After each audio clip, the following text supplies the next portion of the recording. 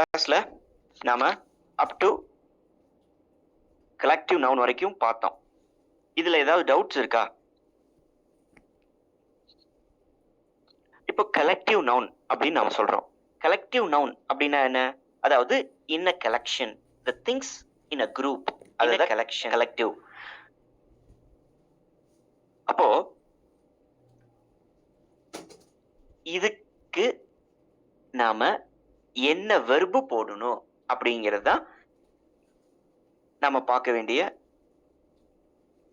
பாருங்க, certain collective nouns என்னன்னா, those singular in form are always used in the plural sense and take a plural verb. பாருங்க, the gentry, the cattle, the poultry, alphabet, offspring, etc. பாருங்க, the poultry, அடுத்தது the cattle. சரியா? இப்போ இது இங்க பாருங்களேன், இன்னொரு இது வந்து different. See, there is 26 alphabets in English அப்படின்னு நீங்க சொல்லக்கூடாது. ஏன்னா ஆப்ஜெக்ட்ல நம்மளுக்கு என்ன ப்ளூரல் நவுன் வருதோ அதுக்கு தகுந்த மாதிரி நாம வெர்பை மாத்தணும். அது இதுக்கு ஒரு எக்ஸாம்பிள். சரியா? அடுத்தது பாருங்க,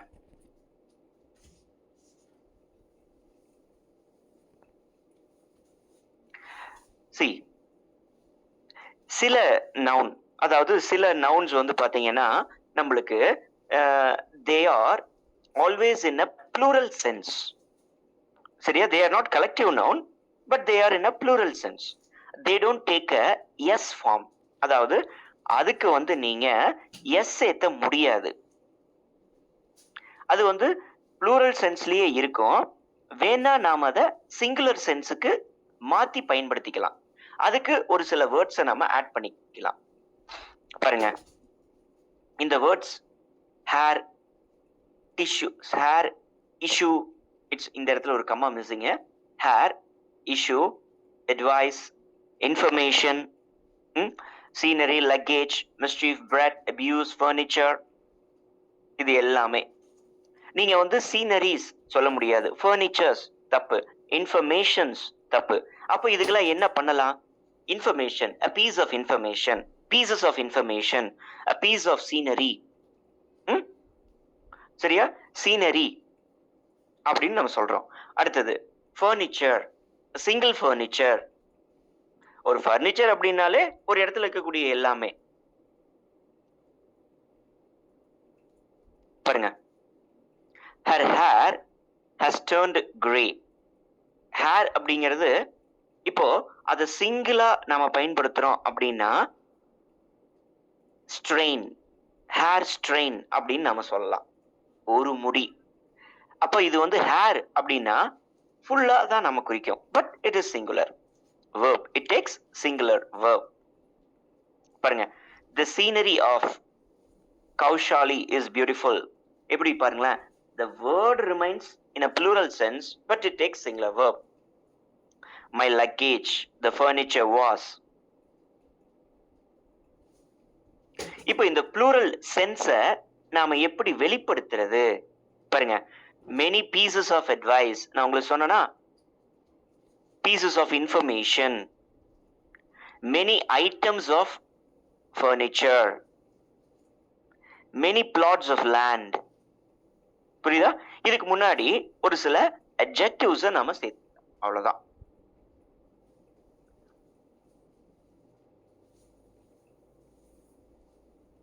அடுத்தது பாருங்க, each, ever, either, neither. இதுக்கு எல்லாத்துக்குமே நம்மளுக்கு என்ன வேணும்? சிங்குலர் வெர்பு தான் வரும். பாருங்க, each of them does, each employee is, neither is. சரியா? ஒரு சில இடத்துல எக்ஸெப்ஷன். எப்போனா அந்த each அப்படிங்கிறது when followed, புரியுதா? when followed or preceded by plural noun. பாருங்க, the members each, they each, 10 each. புரியுதா? இது வந்து மெயின் சப்ஜெக்டா வந்தா சிங்குலர். இதுக்கு முன்னாடி ஏதாவது ஒரு ப்ரோனவுனோ அல்லது ஒரு அட்ஜெக்டிவோ சாரி நாட் அட்ஜெக்டிவ், ஒரு ப்ளூரல் நவுன் வந்துச்சு அப்படின்னா you have to use plural verb.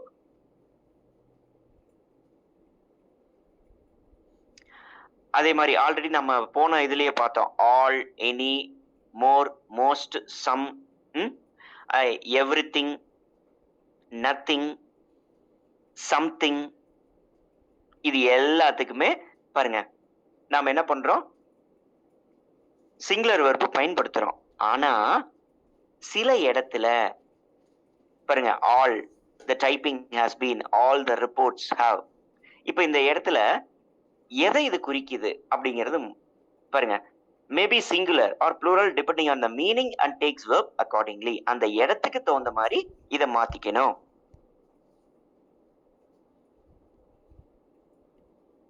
all the reports, all the typing.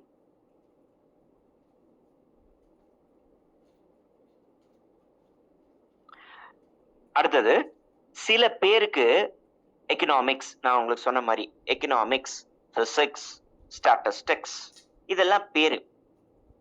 அதே மாதிரி தி ஹிந்துஸ்தான் டைம்ஸ் இது ஒரு பேரு. அப்போ அதை நாம சிங்குலரா தான் பயன்படுத்தணும்.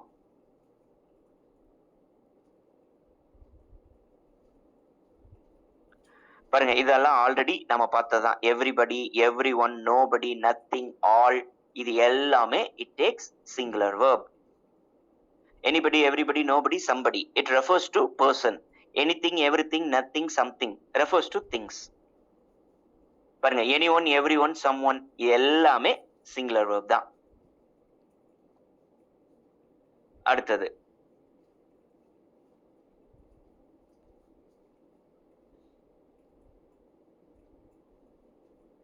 பாருங்க, இப்போ இந்த who, which, that இதெல்லாம் வந்து நாம என்ன சொல்றோம், ரிலேட்டிவ் ப்ரொனவுன் அப்படிங்கிறோம்.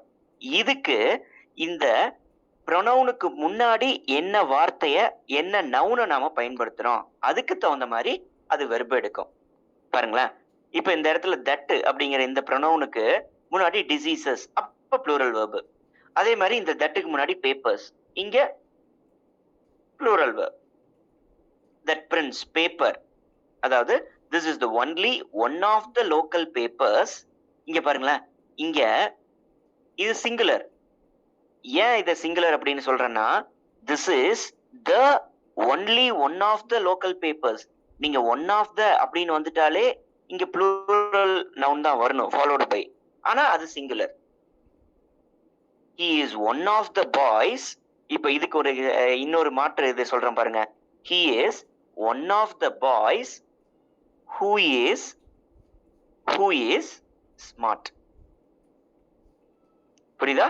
he is one of the boys who is smart. அதுதான் இங்க வரக்கூடியது. அப்போ தட்டுக்கு முன்னாடி அதனுடைய precedent என்ன மீனிங்க கொடுக்குது, அது ரொம்ப முக்கியம். அடுத்தது who, which and that. He is the boy who understands Punjabi. She is a kind of a student that we want. பாருங்க, who இது எல்லாத்துக்குமே நாம என்ன பண்றோம், ஒரு சிங்குலரை பயன்படுத்துறோம். ஏன்னா அது ஒரு சிங்குலரை நவுனை குறிக்குது. பாருங்களேன், அடுத்தது he is the wisest man that ever lived. இது எல்லாமே சூப்பர்லேட்டிவ் டிகிரி. இதுல உங்களுக்கு பாத்தீங்கன்னா அடுத்தது பாருங்க, after two antecedents, one of which is the name of a person and other the name of some animal or thing, use that in place of who or which. சரியா?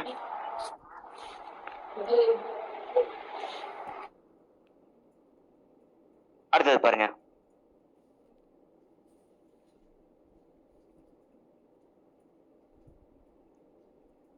Right.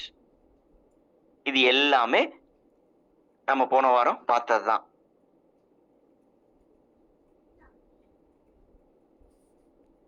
நான் உங்களுக்கு அப்படியே just ஒரு recall பண்ணிட்டு இருக்கேன்.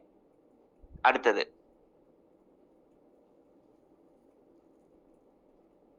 the taller of the two when compared with two persons அப்படின்னா நம்ம comparative degree பயன்படுத்தணும். more than 2 person அப்படின்னா நம்ம சூப்பர்லேட்டிவ் டிகிரி பயன்படுத்தணும். பாருங்க, that is the most efficient method that could be devised. அடுத்தது பாருங்க, today is the warmest day of the year. Right? அடுத்தது பாருங்க, அங்க வெறும் 2, அதனால டாலர். இங்க ஒரு இயற்கையை கம்பேர் பண்றோம், அப்ப சூப்பர்லேட்டிவ் டிகிரி. அடுத்தது பாருங்க, when comparing two qualities of the same person or a thing, பாருங்க, more cleverer than Sujata is more cleverer. I'm sorry, Sujata is more clever than wise. Rajesh is more brave than wise. Two qualities of a same person நாம சொல்லும் பொழுது நாம என்ன பண்ணணும்னா, இந்த இடத்துல comparative டிகிரியை கொண்டு வரக்கூடாது. ஒரே பர்சனுடைய 2 குவாலிட்டியை நாம கம்பேர் பண்றோம். Not 2 persons, a single person. அடுத்தது, she is the cleverest girl of her class. சரியா? இந்த இடத்துல மோஸ்ட் கிளவரஸ்ட் அப்படின்னு வரக்கூடாது. ஏன் அப்படின்னா இது டபுள் சூப்பர்லேட்டிவ். அதாவது much more most, many more most. அப்ப மோஸ்டும் சூப்பர்லேட்டிவ் தான், கிளவரஸ்டும் சூப்பர்லேட்டிவ் தான். அதுதான் உங்களுக்கு இங்க சொல்லியிருக்காங்க. ரைட், ஃபியூவர் லெஸ், இது உங்களுக்கு தெரியும். ஃபியூவர் அதாவது refers to numbers and less refers to quantity. சரியா? ஃபியூவர் அப்படிங்கிறது எண்ணிக்கை, வேறஸ் லெஸ் அப்படிங்கிறது ஒரு அளவீடு. நம்பர்ஸ் சொல்லுது, இது ஒரு தொகை, ஒரு அளவீடு சொல்லுது. பாருங்களேன், ஃபியூவர் பீப்புள் அப்படிங்களா, we have a less time அப்படிங்களா, it is less in weight, it is more in weight, it is less in weight. சரியா? அது வந்து நம்பர்ஸ், இது வந்து குவான்டிட்டி. பாருங்க, as many as much, அதேதான். as many வந்து numbers, as much things quantity. பாருங்க, as many numbers, as much quantity.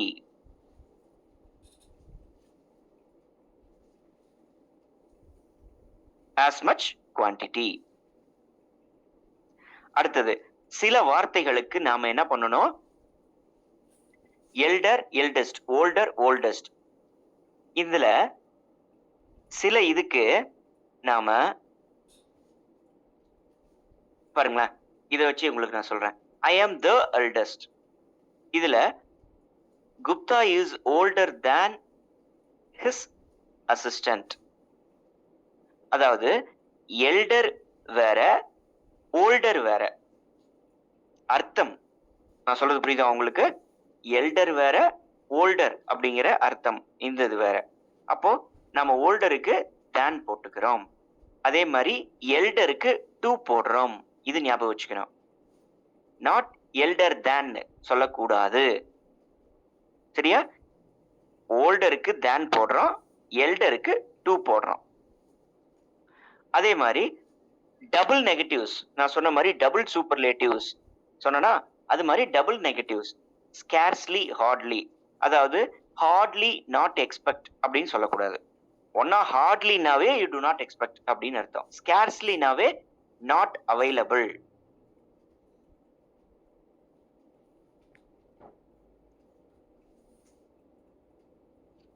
Right, between, among, amongst, இதெல்லாம் உங்களுக்கு already we saw it. Right, இருந்தாலும் உங்களுக்கு ஒரு சின்ன எக்ஸாம்பிள் மட்டும் சொல்றேன். among அப்படின்னா ஒரு குரூப்புக்குள்ள நிறைய பேர் இருக்காங்கன்னா அந்த குரூப்பை மட்டும்தான் நாம சொல்றோம், அதுக்குள்ள among. இதுவே பிட்வீன் அப்படின்னா நிறைய குரூப், நிறைய தனித்தனி குரூப். அப்போ அந்த தனித்தனி குரூப்புக்கு இடையில நம்ம பிட்வீன் பயன்படுத்துறோம். அமாங்கும் வந்து நம்ம ப்ளூரலுக்கு பயன்படுத்தலாம், பிட்வீனும் வந்து நம்ம மோர் தென் டூக்கு பயன்படுத்தலாம். whereas among is used for a similar person in a group. ஒரு குரூப்ல இருக்கக்கூடிய மட்டும் அவங்களுக்குள்ள பயன்படுத்திக்கிறது among. சரியா? இப்போ ஒரு எக்ஸாம்பிள் பாருங்களேன். the teachers distributed the pens among the students. ஸ்டூடெண்ட்ஸுக்குள்ள, அப்ப ஸ்டூடெண்ட்ஸுங்கிறது ஒரு குரூப். இதுவே பாருங்களேன், the commission divided evenly between the two partners, or the commission is divided evenly between 8 partners. அப்படி சொல்லலாம். ஏன் அப்படின்னா 8 பேருமே டிஃபரண்ட் பர்சன், நாட் அமாங் அப்படின்னு நம்ம சொல்லக்கூடாது. இப்போ வெவ்வேறு விஷயங்களுக்கு, வெவ்வேறு டிஃபரண்ட் திங்குக்கு நம்ம பிட்வீன் பயன்படுத்துறோம். ஒரே குரூப்புக்குள்ள இருக்கக்கூடிய டிஃபரண்ட் திங்கு, ஒரே குரூப்புக்குள்ள இருக்கக்கூடிய பர்சன்களுக்கு நாம அமாங் பயன்படுத்துறோம். இதுதான் நீங்க ஞாபகம் வச்சுக்கணும். ரைட். அட்டு இன்னு, அட்டுங்கிறது பிளேஸ், இன்னுங்கிறது அட்டு சின்ன அட்டு நேரோ டவுன் பண்றது, இன்னு ஓவரால். இப்போ for example I am in Erode, I am in Erode at Pazhayapalayam. I am in I am in Tamil Nadu at Erode. I am in India at Tamil Nadu. Narrow down பண்ணிக்கிறோம் அட்டுன்னா. You are in the college at the department of physics. In into, in அப்படின்னா position, இன்டுனா motion. He walked into my office. Right. Beside, besides உங்களுக்கு தெரியும். Beside அப்படின்னா அருகில், பக்கத்தில். Besides அப்படின்னா in addition. பாருங்க, besides, ரைட், இங்கே கொடுத்துருக்காங்க. Besides அப்படின்னா in addition. Beside அப்படின்னா உங்களுக்கு அருகில். ரைட். ரொம்ப சிம்பிளான ப்ரொபோசிஷன்ஸ் இதெல்லாம். on, upon, upon. on அப்படிங்கிறது பொசிஷன், upon அப்படிங்கிறது it is based on அப்படின்னு அர்த்தம். பாருங்களேன், both on and upon are interchangeable. on and upon நம்ம இன்டர்சேஞ்ச் பண்ணி பயன்படுத்திக்கலாம், ஆனா சில இடத்துல தான் பயன்படுத்த முடியும். although upon is little more formal and emphatic.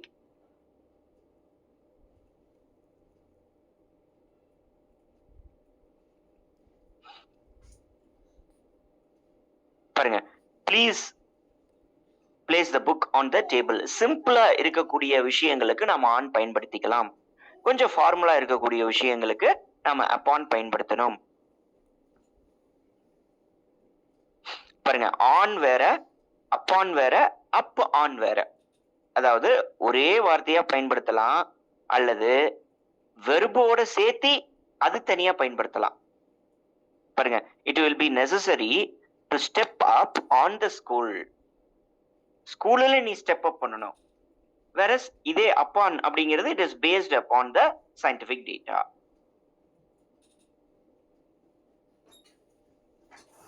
அடுத்தது some words like junior, senior, junior, prefer, இது எல்லாமே to அதுக்கு பக்கத்துல follow up ஆகும், not than. பாருங்க, senior to, I prefer coffee to tea. சரியா? அடுத்தது from parking is. இந்த மாதிரி விஷயங்கள் எல்லாம் நாம பாருங்களேன், இதுக்கு ஒரு லிஸ்டே இருக்கு நம்மளுக்கு பின்னாடி. இந்த லிஸ்ட் பாத்தீங்கன்னாவே உங்களுக்கு தெரிஞ்சிடும் உங்களுடைய ஒர்க் ஷீட்ல என்னென்ன வேர்டுக்கு என்னென்ன ப்ரிப்போசிஷன்ஸ் மட்டும்தான் நாம பயன்படுத்தணும் அப்படின்னு.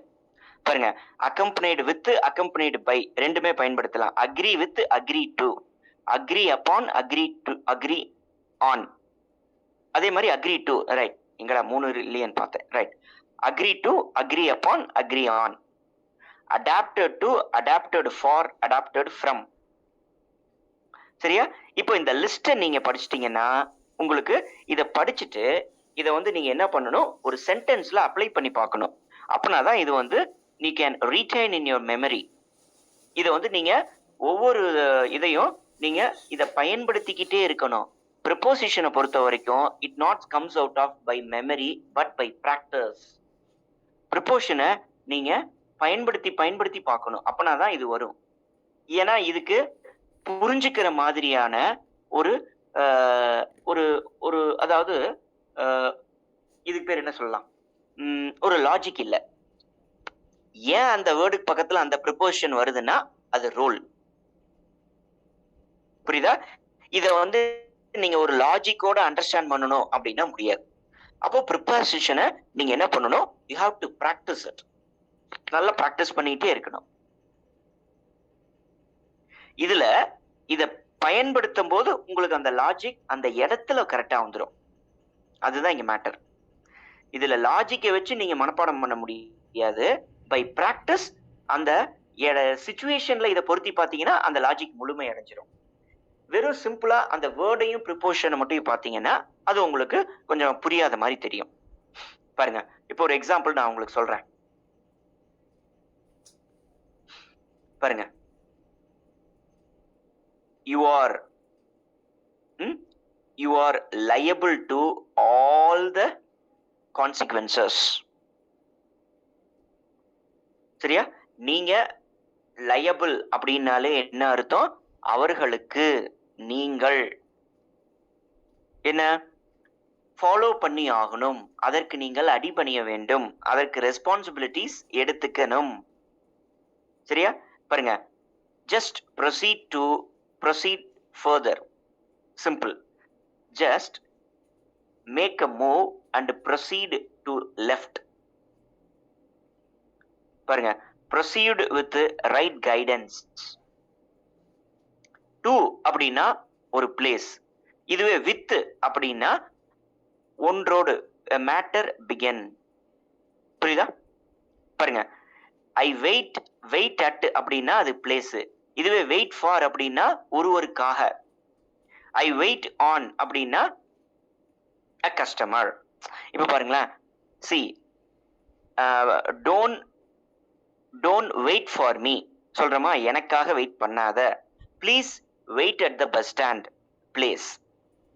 அப்ப நீங்க வந்து வெயிட் அட் அப்படின்னு படிச்சீங்கன்னா புரியாது. வெயிட் அட் பஸ் ஸ்டாண்ட் அப்படின்னு சென்டென்ஸ்ல பயன்படுத்தி படிச்சீங்கன்னா ஈஸியா புரிஞ்சிடும்.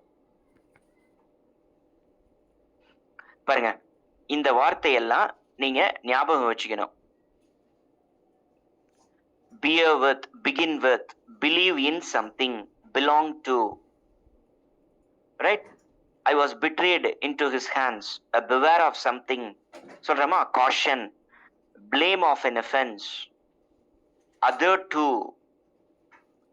admit, ask for. பாருங்க, other to சொன்னா other to, agree with, agree to,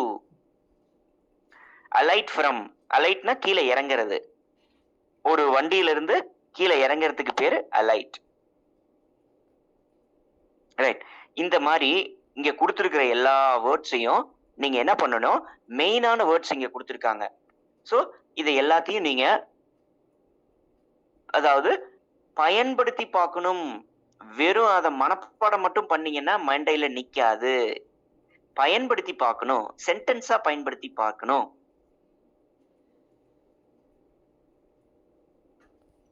பாருங்க, embark on a boat ship. Embark அது வந்து ஒரு ஷிப்ல ஏறுறது. இதே மாதிரி எம்பார்க் அப்படின்னா புது ரிலேஷன்ஷிப்பை தொடங்குறது, ஒரு புது விஷயத்தை தொடங்குறது. பாருங்க, எம்பார்க் இன், புரியுதா? Embark. Escape from, escape to, இங்க இருக்கு பாருங்க, எஸ்கேப் ஃப்ரம்.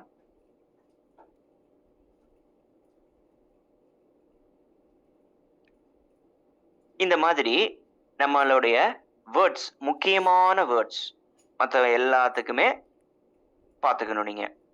இது வந்து பார்க்க உங்களுக்கு வந்து ஒரு பெரிய விஷயமா தெரியலாம், ஆனா பை பிராக்டிஸ் நாம இதை படிச்சுட்டு இருக்கிறோம். ஸோ இதை நீங்க சென்டென்ஸ்ல பயன்படுத்தி பார்க்கும்போது ஈஸியா இதுக்கான அர்த்தமும் புரிஞ்சிடும், அதனுடைய ஃபாலோ அப்பும் உங்க மைண்ட்ல நிற்கும். பாருங்க, சிம்பிளா உங்களுக்கு இன்னொன்னு சொல்றேன். You laugh at something, ஏதோ ஒன்றை பார்த்து சிரித்தல், அதை பற்றி சிரித்தல், அதை laugh, அவன் மேல் சிரித்தல், அதான் laugh at something. Right? You make a detailed study of this list of pronouns. Right? அடுத்தது பாருங்க, ஆர்டிகல்ஸ். இதுல உங்களுக்கு தெரியும், ஆர்டிகல்ஸை பொறுத்த வரைக்கும் A and the, definite, indefinite. Definite அப்படின்னா த, இன்டெஃபினைட் ஏ அண்ட். ஏ வந்து பாத்தீங்கன்னா உங்களுக்கு கான்சனன்ட், அண்ட் வவல். இதுல நாம என்ன பார்க்கிறோம்னா எக்ஸெப்ஷன்ஸ் பார்க்கிறோம். என்ன பாருங்களேன். If the word begins with a consonant sounding like a vowel, அதாவது MLA is an MLA. இப்ப பாருங்க MLA M A MLA அந்த இடத்துல M சவுண்ட் வராம A சவுண்ட் வருது பாருங்க. அப்போ he is an MLA of a constituency. இவர் வந்து ஒரு தொகுதியினுடைய MLA. பாருங்க he is an NRI A NRI A. அடுத்தது Iyer is an Iyer A வருதா A A A அதான் இங்க போட்டிருக்காங்க.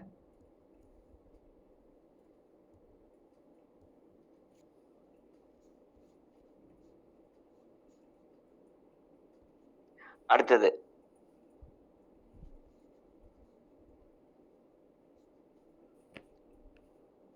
ஒரு சில இடத்துல நம்மளுக்கு இந்த இன்டெஃபினிட் ஆர்டிகல் தேவைப்படுது. 60 kilometre an hour, 3 times a day, 4 times in a week சொல்றோமா? அதுக்கு தான் இங்க சொல்லியிருக்காங்க. அடுத்தது sometimes the indefinite article few, little, slight. பாருங்களேன் இந்த எல்லாத்துக்குமே என்னன்னா ஒரே மாதிரியான அர்த்தம் தான் வரும், ஆனா அதுல மைனர் டிஃபரன்ஸ் இருக்கும். இப்போ few அப்படிங்கிறது பாருங்களேன் few அப்படின்னா ஒண்ணுமே அங்க இல்லைன்னு அர்த்தம்.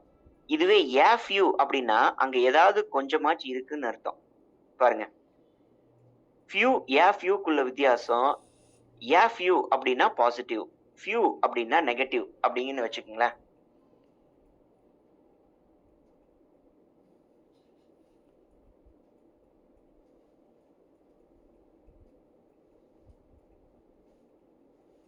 அடுத்தது உங்களுக்கு தெரியும் ஒரு சில முக்கியமான வேர்ட்ஸுக்கு நாம த கண்டிப்பா போட்டாகணும். அதே மாதிரி சூப்பர்லேட்டிவ்க்கு முன்னாடி த போடுறோம். இதெல்லாம் நம்ம பார்த்ததுதான்.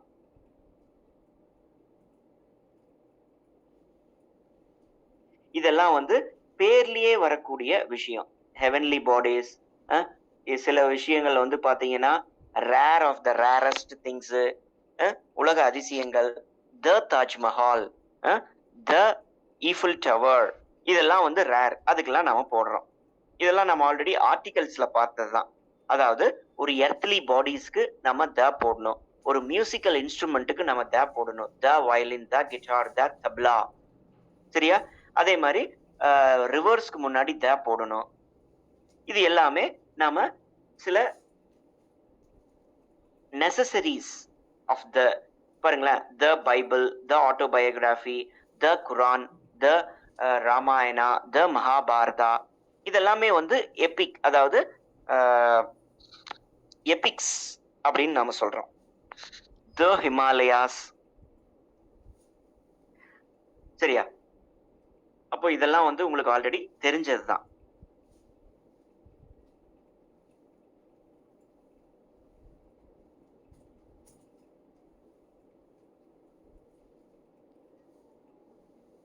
பாருங்களேன், the past tense in the principal class must be followed by a past tense in the subordinate or a dependent class.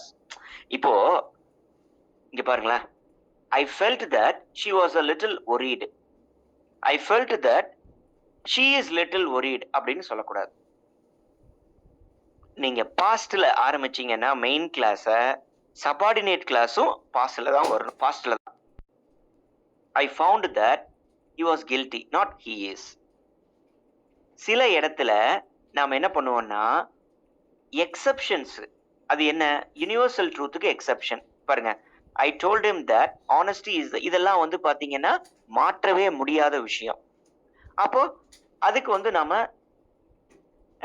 அதாவது earth revolve around the sun அப்படின்னு நம்ம சொல்ல முடியாது. சரியா? ஏன்னா it always revolves around the sun. When it always revolves around the sun போது you cannot change, you cannot make it past.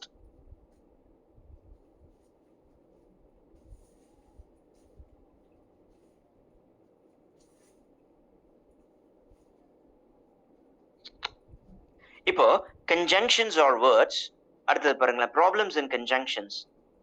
இதுல used to join words, sentences, clauses together. Note the following conjunctions. பாருங்க, as soon as, both, either or, neither nor, இது எல்லாமே வந்து வேர்ட்ஸை join பண்றதுக்கு பயன்படுது. இது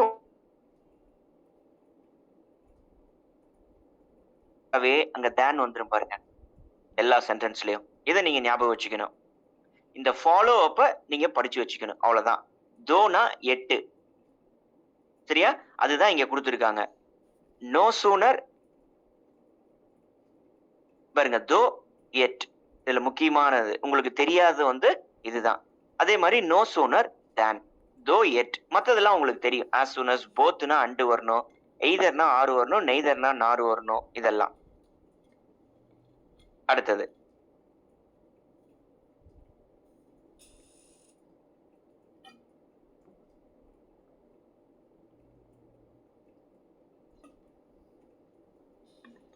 இப்போ இத பிரசன்ட் டென்ஸ்ல இருக்குது. இது இன்னும் it is still in a present tense. ஆனா நாம சொல்றது வந்து பாத்தீங்கன்னா அது past tense. இப்போ ஃபார் எக்ஸாம்பிள், அதாவது மழை நிக்கிறதுக்கு முன்னாடி அவங்க வீட்டுக்கு போயிருப்பாங்க. இப்போ இத எப்படி சொல்லணும்? இந்த இடத்துல எங்க பிரசன்ட் டென்ஸ் பயன்படுத்தணும், எங்க வந்து பாஸ்ட் டென்ஸ் பயன்படுத்தணும்னு ஒரு ரூல் இருக்கு. பாருங்களேன், before the rain would stop they would have reached the home. இது தப்பு. ரெயின் என்ன நிக்கவே இல்லை. மழை நிக்கிறது, இத வந்து நம்ம பியூர் பாஸ்ட்ல சொல்லி இருந்தோம்னா நாம இதை சொல்லி இருந்திருக்கலாம். Before the rain stopped they had reached the home. பாருங்க, before the rain stopped simple past tense, they had reached the home அப்படின்னா என்ன அர்த்தம்? அது வந்து பாஸ்ட் பெர்ஃபெக்ட். ஆனா இங்க அப்படி சொல்ல முடியாது, ஏன்னா மழை இன்னும் பேஞ்சுக்கிட்டே இருக்குது. அப்ப அதுக்கு வந்து நம்ம பிரசன்ட் டென்ஸ், சிம்பிள் பிரசன்ட் டென்ஸ்ல சொல்லி ஆகணும். புரியுதா? Before the rain stops they would have reached the home. when you will come to me we will go to Ludhiana. தப்பு. இந்த இடத்துல என்ன பண்ணும், ரெண்டு இடத்துல நாம வென் போடும்போது ரெண்டு இடத்துல வில்லு பயன்படுத்தக்கூடாது. அதுக்கு பதிலா என்ன பண்ணும், when you come, ரெண்டு இடத்துல வில்லு பயன்படுத்தக்கூடாது. இதுதான் இங்க ரூல். பாருங்க, until, unless. until அப்படின்னா அதுவரை, unless அப்படின்னா இல்லைன்னு அர்த்தம். அது இல்லைன்னா இல்ல. பாருங்க, I cannot solve it unless you tell me its method. நீ அந்த மெத்தட சொல்லினா என்னால சால்வ் பண்ண முடியாது. இதுவே until, இதே சென்டென்ஸை நான் until-ஆ பயன்படுத்துறேன் பாருங்களேன். until, பாருங்க, until you say the method I cannot solve it. நீ அந்த மெத்தட சொல்ற வரைக்கும் என்னால, அதாவது அதை சால்வ் பண்ண முடியாது. நீ மெத்தட சொல்லினா என்னால சால்வ் பண்ண முடியாது. அன்லெஸ் அப்படிங்கிறது என்ன, நீ மெத்தட சொல்லலினா என்னால சால்வ் பண்ண முடியாது. இது அன்லெஸ். அன்டில், நீ அந்த மெத்தட சொல்ற வரைக்கும் என்னால சால்வ் பண்ண முடியாது அப்படின்னா என்ன அர்த்தம், மெத்தட சொல்லணும். புரியுதா உங்களுக்கு? இதுதான் அன்டில், அன்லெஸ்.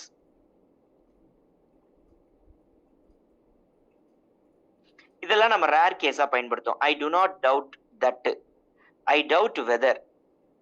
இதை நம்ம ரேர் கேஸா தான் பயன்படுத்துறோம். இதை அண்டர்ஸ்டாண்ட் மட்டும் நீங்க பண்ணிக்கிட்டா போதும். என்ன, I doubt that, I doubt weather. Need, needs, இது உங்களுக்கு ஈஸியா தெரியும். டேர் நாட், நீட் நாட், இதெல்லாமே வந்து உங்களுக்கு நம்ம என்ன வேர்ப்ஸ் சொல்லுவோம். யாராவது ஒருத்தர் சொல்லுங்க பாப்போம். Musicians. ரொம்ப ஈஸி தான். இப்ப சின்ஸ் அப்படிங்கிறது தொடக்கத்தை சொல்லுது, எப்ப முடியும்னு சொல்லாது. ஃப்ரம் அப்படின்னாலே அது வந்து என்ன பண்ணும்,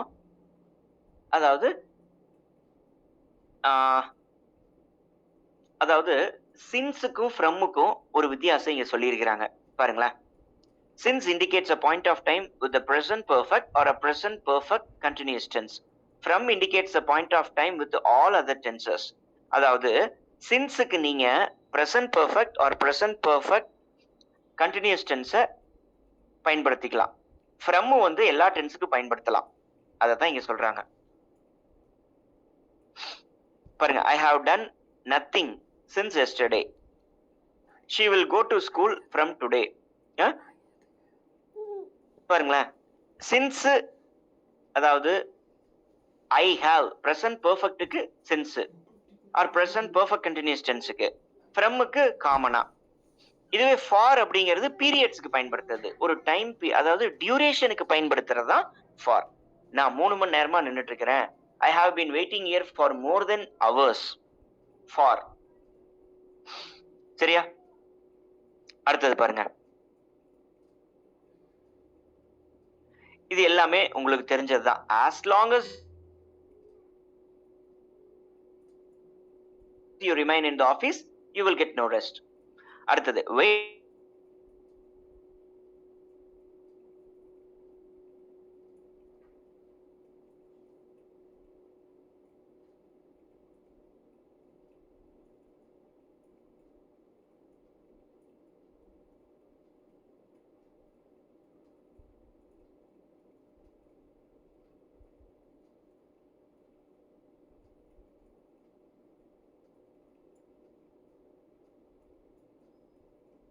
until I come, wait here. Until I come, until I say, do not decide.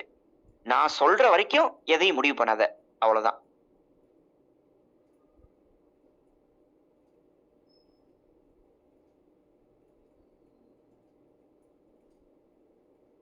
சென்டென்ஸ்ல வந்துச்சுன்னா ஆர்டர் எப்படி இருக்கணும்னா, ஃபர்ஸ்ட் வந்து பாருங்க, செகண்ட் பர்சன், தேர்ட் பர்சன், அப்புறம் தான் ஃபர்ஸ்ட் பர்சன். இதை நீங்க ஞாபகம் வச்சுக்கணும். என்னைக்குமே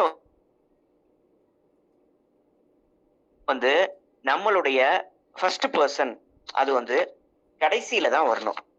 இது ஆர்டர். அடுத்தது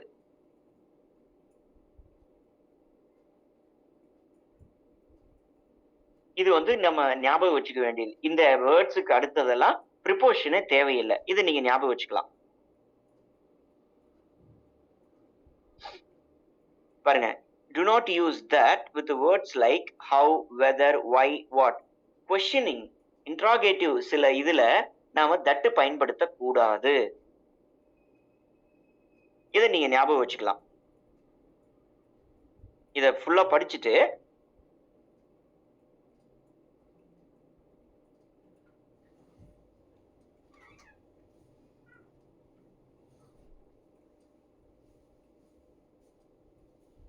அடுத்தது பாருங்களேன், due to, caused by, because of, on account of எல்லாமே ஒரே அர்த்தத்துல தான் பயன்படுது. Because of, on account of, in order that, இது எல்லாமே. அடுத்தது டியூ டு, காஸ்டு பை. பாருங்க, her success is due to her hard work, her failure was caused by. சரியா? டியூ டு, காஸ்டு பை ஒரே மாதிரி. Because of, on account of, இது எல்லாமே ஒரு மாதிரி. அதாவது ஒரே சிமிலர் டைப்பா அர்த்தம் தரக்கூடியது. he resigned because of ill health, she resigned on account of ill health. இது நீங்க பார்த்து வச்சுக்கலாம்.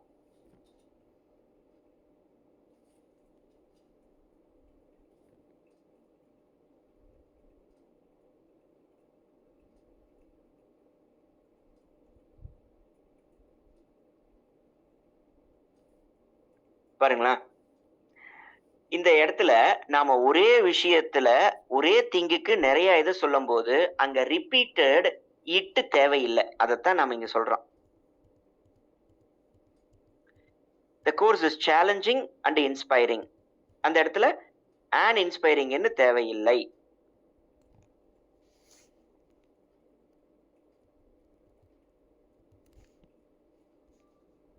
இதெல்லாம் வந்து நம்மளுக்கு ஒரு ரேர் ஆஃப் த ரேரஸ்ட் கேஸ்ல தான் நம்மளுக்கு வரும்.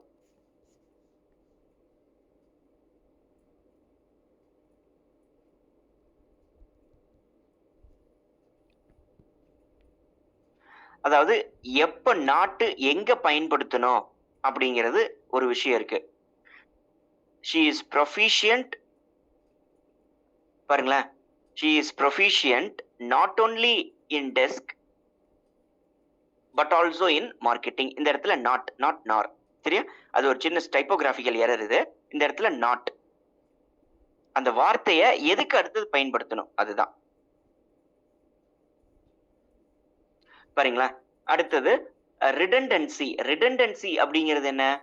ஒரே மாதிரியான அர்த்தம் தரக்கூடிய வார்த்தைய திரும்ப திரும்ப பயன்படுத்துறது, அதுதான் ரிடண்டன்சி. அது தேவையே இல்லை.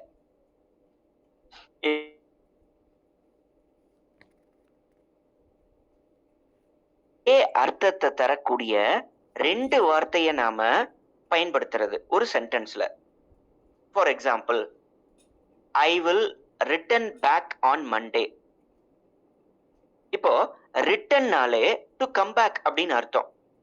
நீங்க ரிட்டர்ன் சொல்லிட்டாவே அதுக்கு பக்கத்துல பிஏசிகே அப்படிங்கிற வார்த்தையை பயன்படுத்த தேவையில்லை. இது நம்ம நார்மலா பண்ற தப்பு. பாருங்க, அதுக்கு இங்க எக்ஸாம்பிள் தேர்ட் சென்டென்ஸ்ல இருக்கு பாருங்க.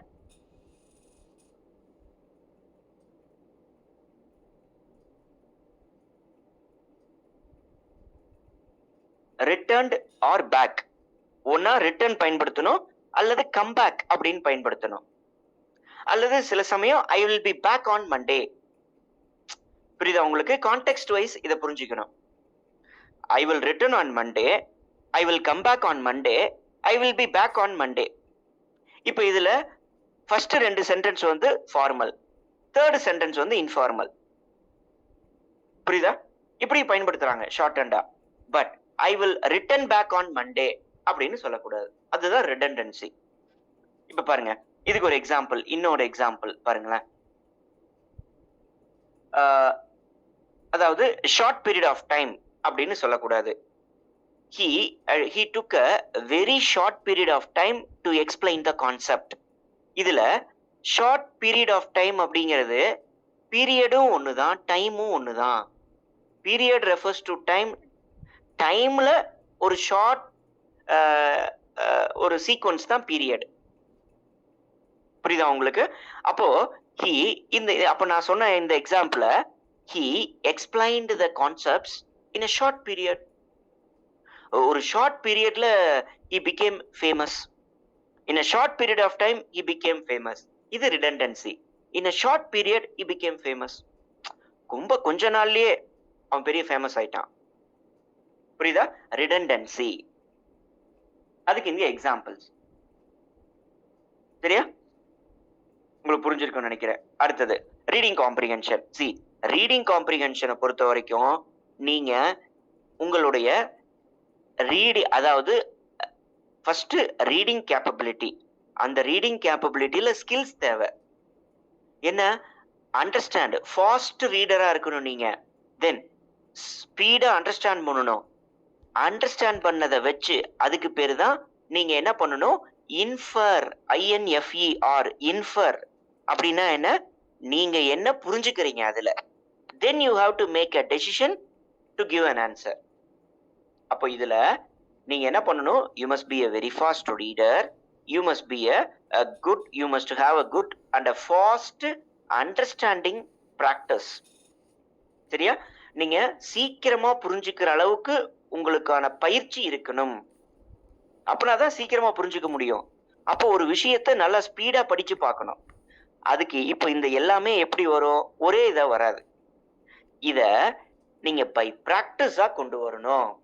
ஒரு காம்படிட்டிவ் எக்ஸாமுக்கு படிக்கிறீங்கன்னாவே நீங்க என்ன பண்ணணும்னா ரீடிங் காம்ப்ரிஹென்ஷனை நாம ஸ்பீடா அதுக்கு பண்ண பார்க்கணும். Why? Reading comprehension is a time consuming exercise. எப்பயுமே ரீடிங் காம்ப்ரிஹென்ஷனை நாம ஒரு எக்ஸாம்ல கடைசி பார்ட்ல தான் பண்ணணும். நீங்க ரீடிங் காம்ப்ரிஹென்ஷனை பிகினிங்லேயே பண்ண ஆரம்பிச்சிட்டீங்கன்னா, if it is a very time கன்சியூமிங்னா உங்களுக்கு நிறைய நர்வஸ்னஸ் வந்துடும்.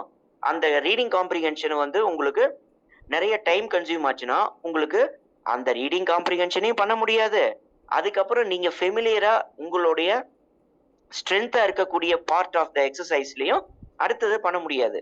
அதனால எப்பயுமே நாங்க டீச் பண்ணும்போது we always instruct the aspirants to do the reading comprehension exercise always the last part of the exam. At the last part கடைசியில தான் பண்ணணும்.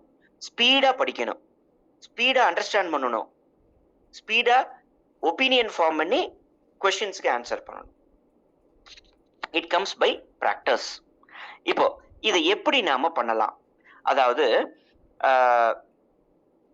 சில பேர் சொல்லுவாங்க, நீங்க வந்து டைரக்டா கொஸ்டின்ஸை படிச்சுட்டு அதுக்கப்புறம் நீங்க வந்து பேராகிராஃப்ஸ்க்கு போகலான்னு. அப்படி பண்ணக்கூடாது.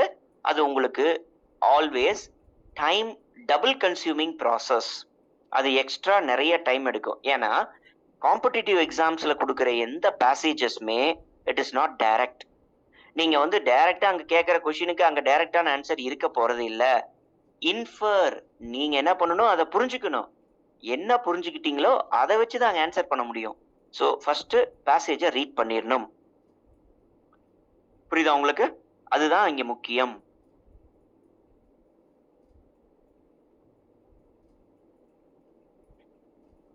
இப்போ நம்மளுக்கு வந்து இதுல நிறைய பிராக்டிசஸ் இருக்கு. என்ன சொல்றாங்க? அதாவது நான் உங்களுக்கு சொன்ன மாதிரி நீங்க டெய்லி படிக்கணும், அவ்வளவுதான். உங்களுக்கு காம்படிட்டிவ் எக்ஸாம்ல அவன் ரீடிங் காம்ப்ரிஹென்ஷனா கொடுக்குற பேசேஜஸ் எல்லாமே மெயினா நியூஸ் பேப்பர், மேகசின் அல்லது ஒரு பெரிய தியரிட்டிக்கல் சர்வே அல்லது ஒரு ஒரு பப்ளிஷ்டு ஜேர்னல், இந்த மாதிரி இதுல இருந்து தான் கொடுக்குறான். அப்ப நீங்க என்ன பண்ணணும், இந்த மாதிரி ஏரியாவில் பயன்படுத்துற லாங்குவேஜ், ரிட்டன் அந்த ஸ்டைலை நீங்க உங்களுக்கு பிராக்டிஸ் பண்ண பார்த்துக்கணும். பாருங்க, இங்கேயும் அதான் கொடுத்துருக்குறாங்க. நான் சொன்னதுதான், ரீட் நியூஸ் பேப்பர், மேகசின்ஸ். இதை வந்து நீங்க நீங்க அதுக்குன்னு நாவல்ஸ் படிக்க கூடாது, ஷார்ட் ஸ்டோரிஸ் படிக்க கூடாது. நான் ஏன் ஷார்ட் ஸ்டோரிஸ், நாவல்ஸ் எல்லாம் நீங்க வந்து படிக்க கூடாதுன்னா, அதெல்லாம் வந்து பாத்தீங்கன்னா டிஸ்கிரிப்டிவ் ரைட்டிங். வேறஸ் உங்களுடைய நியூஸ் பேப்பர் அண்ட் மேகசின்ஸ் எல்லாமே வந்து என்னன்னா நேரட்டிவ் ரைட்டிங். புரியுதா உங்களுக்கு? நீங்க வந்து அது என்ன இருக்கு அப்படிங்கறத அப்படியே ஃபேக்டா சொல்லிட்டு முடிச்சுட்டு போயிட்டே இருப்பாங்க. சிம்பிளா ஃபேக்சுவலா சொல்றது வேற, ஒரு கதையை சொல்றது வேற. நேரேஷன் அண்ட் டிஸ்கிரிப்ஷன் ரெண்டுமே ஒரு கதையில வரும். ஆனா உங்களுக்கு நியூஸ் பேப்பர்ஸ், மேகசின்ஸை பொறுத்த வரைக்கும் ஃபேக்சுவல் ரிப்போர்ட்டிங் தான், எல்லாமே ரிப்போர்ட்டிங். அப்போ ஒரு சர்வேனாலும் ரிப்போர்ட்டிங் தான். அப்போ நீங்க அதை படிச்சு பிராக்டிஸ் பண்ணணும். தென் இப்போ நீங்க வந்து லிசனிங் அப்படிங்கிறது வந்து என்னன்னா, அதாவது நீங்க பேசணும் அப்படின்னா தான் லிசனிங் தேவை. ஒரு ரீடிங் காம்ப்ரிஹென்ஷனுக்கு நீங்க ரீடு தான் பண்ணணும் அதிகமா. லிசனிங் ஒன்றும் பெருசா நீங்க கான்சென்ட்ரேட் பண்ணுங்கிற அவசியம் இல்லை. பட் நீங்க லிசன் பண்ண உங்களுடைய அண்டர்ஸ்டாண்டிங் கேப்பபிலிட்டி அதிகமாகும். அதுக்கு தான் இங்க அதை கொடுத்துருக்காங்க. ரைட். இப்ப skim the text, scan the text. Skim அப்படின்னா என்ன? ஒரு சில தேவையில்லாத விஷயங்களை நம்ம அப்படியே ஸ்கிப் பண்ணி போய்கிட்டே இருக்கணும்.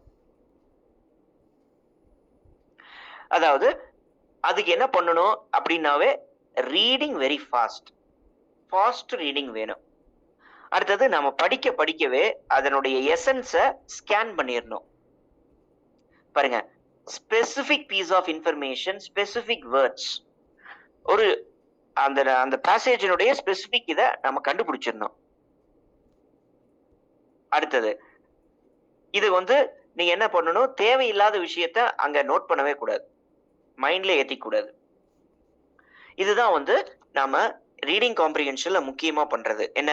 ஸ்பீடா இருக்கணும், ஸ்கேன் பண்ணணும், தென் ஸ்கிப் பண்ணணும் தேவையில்லாத விஷயத்த, டெசிஷன் சீக்கிரமா எடுக்கணும்.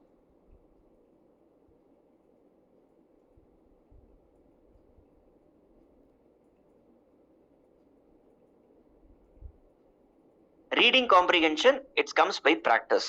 சிம்பிளா நம்ம எவ்வளவோ ரீடிங் எக்ஸசைசஸ் பார்த்திருக்கோம்.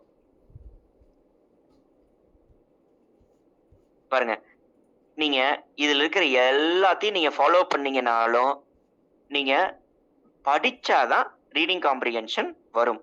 ஸோ படிக்கணும், அத ஸ்பீடா படிக்கணும். அதாவது ஒரு பேசேஜை நீங்க என்ன பண்ணணும், ஒரு டைம் மட்டும் படிக்க கூடாது, 3-4 டைம் படிக்கணும். அப்பனாதான் உங்களுக்கு அந்த அதாவது the speed of understanding அப்படிங்கிறது வரும். the speed at which you understand அப்படிங்கிறது அதை இன்க்ரீஸ் பண்ணதான், நீங்க பிராக்டிஸ் பண்ணதான் அது இன்க்ரீஸ் ஆகும். அதுக்கு நீங்க ஒரு விஷயத்த 2-3 தடவை படிக்கணும். உங்களுடைய அந்த புரிதல் எப்படி இருக்கு அப்படிங்கிறத நீங்க ஜட்ஜ் பண்ணணும்.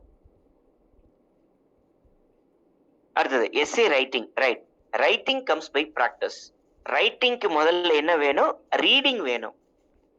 நான் சொல்றது புரியுதா உங்களுக்கு? ரைட்டிங்க்கு முதல்ல ரீடிங் வேணும். ரீடிங் வித் ரைட்டிங் பிராக்டிஸ் வேணும். இப்போ நாம வந்து அடுத்த லெவல், இப்போ நான் எஸ்பிஐல இந்த ப்ரொபேஷனரி ஆஃபீஸர்ஸ் அல்லது வந்து மெயின்ஸ், இதுக்கு எல்லாத்துக்குமே எஸ்ஏ ரைட்டிங் இருக்கு. அந்த எஸ்ஏ ரைட்டிங்ல நீங்க ஒரு விஷயத்தை நல்லா படிச்சு எழுதி பார்த்தா மட்டும்தான் அங்க போய் நம்ம எழுத முடியும். டைரக்டா நீங்க வந்து, அதாவது spoken is different from written. Whatever you can speak cannot be written. Written should be in an apt, it should be in a short form. லுசிடா இருக்கணும், கிளியர் கட்டா இருக்கணும் ரிட்டன் எப்பயுமே.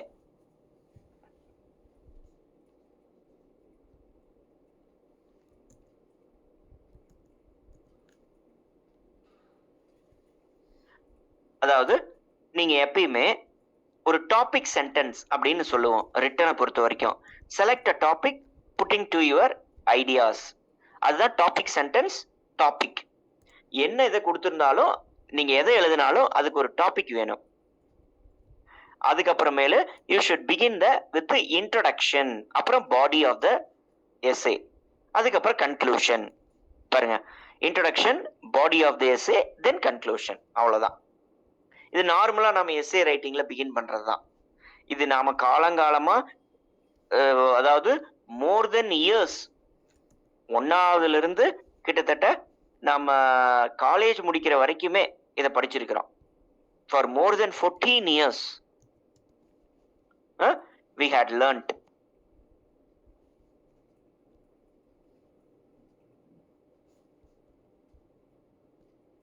அடுத்தது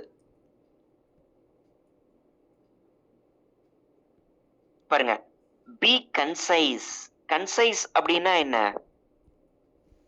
எதை சொல்றையோ அதை தெளிவா ஷார்ட்டா சொல்லணும். அதான் concise. brevity is the soul of wit அப்படின்னு சொல்லுவோம். சுருங்கச் சொல்வதே சாலச் சிறந்தது.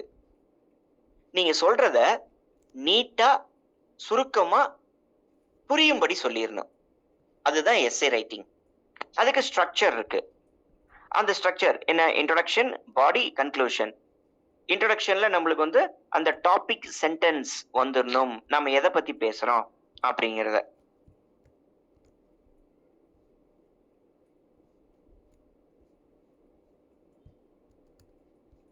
ரைட். இப்போ நாம ஒரு எஸ்ஏ எழுதுறோம் அப்படின்னா அதை வந்து ஆக்டிவ் வாய்ஸ்ல எழுதணும். அவாய்ட் பாசிவ் வாய்ஸ் அப்படின்னு சொல்லுவாங்க எப்பயுமே.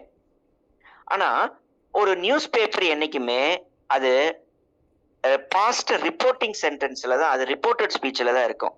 அப்ப அது மெயினாவே பாசிவ் வாய்ஸா தான் இருக்கும்.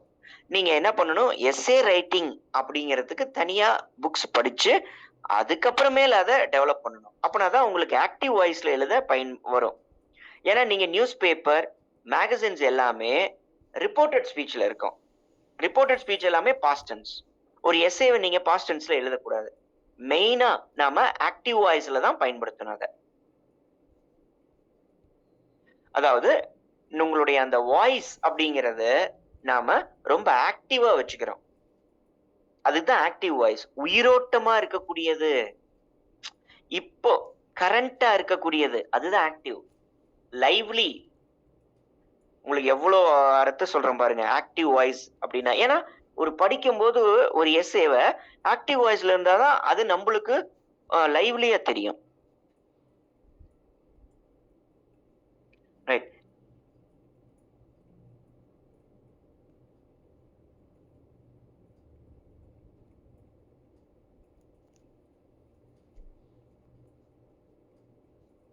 பாருங்க, இதுதான் வந்து ஒரு எஸ்ஏ ஃபார்மட்.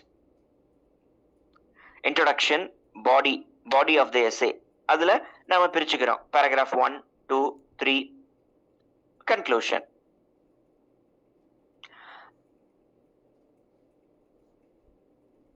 ரைட். அடுத்தது letter writing. C letter writing okay. ஒரு லெட்டர் ரைட்டிங்கில் நம்மளுக்கு என்ன பண்ணணும்னா ஃப்ரம் டு இருக்கணும், ஒரு ஃபார்மல் லெட்டர். இதுவே இன்ஃபார்மல் லெட்டர் அப்படின்னா அங்கே வந்து ஒரு சின்ன salutation, dear dear Gomathi, my dear friend, அதை போட்டு ஆரம்பிச்சிடலாம். இதுவே ஒரு ஃபார்மல் லெட்டர் அப்படின்னா it should have a from and to, அது இருக்கணும். அதுக்கப்புறம் சல்யூட்டேஷன்ஸ் இருக்கணும், கிரீட்டிங்ஸ் இருக்கணும். தென் நீங்க அந்த லெட்டர் எதை பத்தி அப்படிங்கிறத சப்ஜெக்ட் இருக்கணும். ஃப்ரம் டுக்கு அடுத்தது பாடி ஆஃப் த லெட்டர் போறதுக்கு முன்னாடி it should be preceded with subject. எதை பத்தி அந்த லெட்டர் அது இருக்கணும் ஒரு ஃபார்மல் லெட்டர் ரைட்டிங்ல. பாருங்க, ஃபார்மட், ரைட்டர்ஸ் அட்ரஸ், அதான் ஃப்ரம் அண்ட் இது. அடுத்தது சல்யூட்டேஷன் டு த அட்ரஸி. என்ன writer's address, salutation to the addresser, என்ன ரெஸ்பெக்டட் சார், ரெஸ்பெக்டட் மேடம், அதெல்லாம். அடுத்தது பாடி ஆஃப் த மெசேஜ். அடுத்தது க்ளோசிங் வேர்ட் அண்ட் ஃப்ரேஸ், அதான் ரைட்டர் சிக்னேச்சர், தேங்கிங் யூ, அது போட்டு நாம் பண்றோம் பார்த்தீங்களா, அதுதான். தென் இதுல அவங்க வந்து அந்த சப்ஜெக்ட் அப்படிங்கிற பார்ட் ரொம்ப முக்கியம். ஃபார்மல் லெட்டர், இது எல்லாமே ஃபார்மல் டைப் தான்.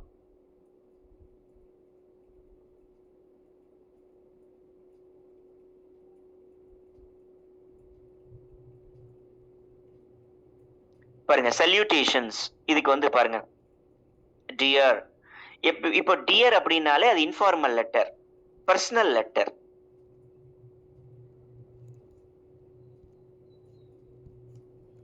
நாம வந்து இந்த சல்யூட்டேஷனை இன்ஃபார்மல் அல்லது பர்சனல் லெட்டருக்கு தான் டியர் பயன்படுத்தணும். அதுவே ஃபார்மல் லெட்டர் அப்படின்னா respected sir, respected madam, honourable, honourable person, அப்படிதான் பயன்படுத்தணும்.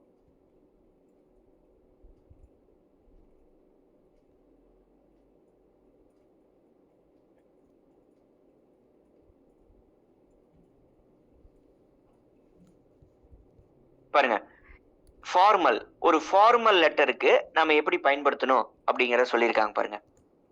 Dear sir madam, yours faithfully ending. இப்போ இதுவே இன்ஃபார்மல் லெட்டர் அப்படின்னா பாருங்க, இங்க டியர் வந்துருச்சா, dear Ravi, best wishes, regards, warm regards, right. Semi ஃபார்மலும் இன்ஃபார்மலும் மோரார்லெஸ் ஒண்ணுதான். நீங்க என்னைக்குமே ஃபார்மல் லெட்டருக்கு நீங்க ரெஸ்பெக்டட் அப்படின்னு போட்டுக்கிறது சாலச் சிறந்தது. டியர் அப்படின்னா சில பேர் வந்து அது என்ன எடுத்துக்குவாங்கன்னா அத பர்சனல் லெட்டரா எடுத்துக்குவாங்க, அல்லது அதை வந்து ஒரு டிஸ்ரெஸ்பெக்டா எடுத்துக்குவாங்க. ஃபார்மலுக்கு எப்பயுமே ரெஸ்பெக்டட் அப்படிங்கறத போட்டுறணும்.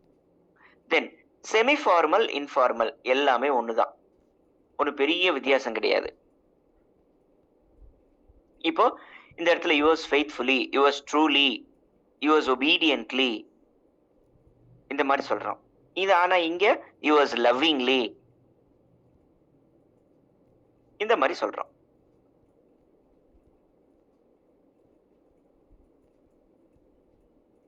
பாருங்க, இதுதான் subject. I am writing to inquire about or I am writing in connection with subject.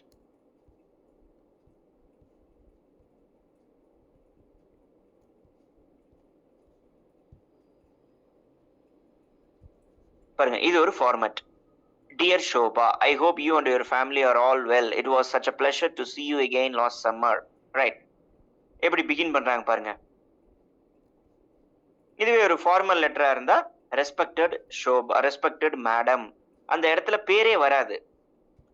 Informal letter, personal letter தான் டியர் ஷோபான்னு வரும்.